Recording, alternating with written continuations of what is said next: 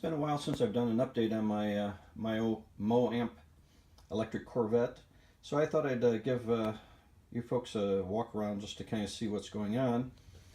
So I've actually updated the headlights. They're actually made by Race Performance. These are actually projection lamps.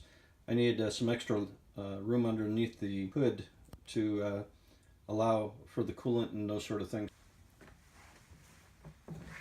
I took 4 of my 100 amp hour Cal batteries and put them into a 12 volt system. So essentially for 28 pounds I've actually got a 100 amp hour battery, and that's basically runs the wipers and headlights and all that sort of thing.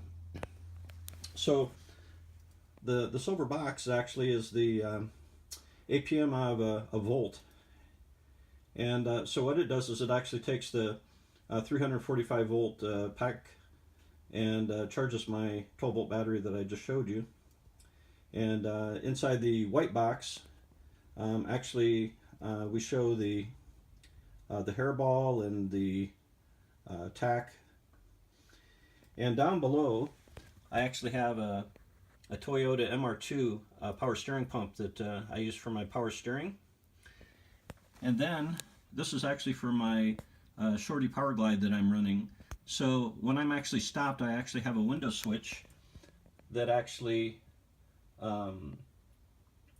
turns on this pump, and it actually keeps the pressure up in the transmission while I'm stopped.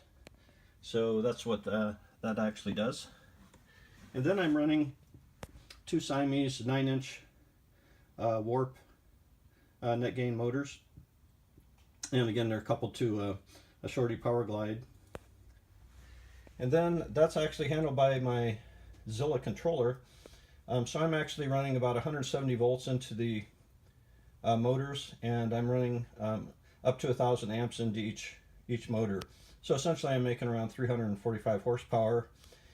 And so the battery pack actually is handled by my Manzanita charger. So I can actually charge 110 or 220, and it'll charge actually at up to 30 amps. And then next to that is the contactor box. Allows the contactors to switch the pack on and off. This actually controls my gauges inside of my car. I can actually track the amp hours, and of course my J1772 plug, so I can do the public charging. On the average, it takes about maybe about 2 to 4 hours to charge.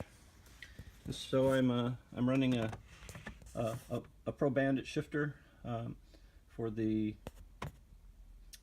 Powerglide, and then my meter is actually made by Metric Minds, so I can actually show my amp hours. I can show voltage. It also monitors my 12 volt system, and so on and so forth. So it's got a lot of really cool settings in it. Surprise I have is I've updated the battery pack to Tesla S85 battery modules. They're 25 volts each and about 140 to 150 miles range versus the 80 miles range I had with the GBS batteries. Also, this pack only weighs 600 pounds versus the 990 pounds that I was running before that only got me about 80 miles. So I've shed a couple hundred pounds and literally 2.5 times the distance. Added a Orion Connect box. It stores the data and sends it to an iCloud, and then I can actually retrieve the information from my web browser. When I actually I'm back into Wi-Fi, it actually uploads, and then I can look at the browser. It's a pretty cool feature. Also, I added a Bluetooth module where I can monitor the real-time data, so I can actually monitor it on my iPhone or a tablet while I'm actually driving. I could monitor literally all 78 cells of the 13 modules.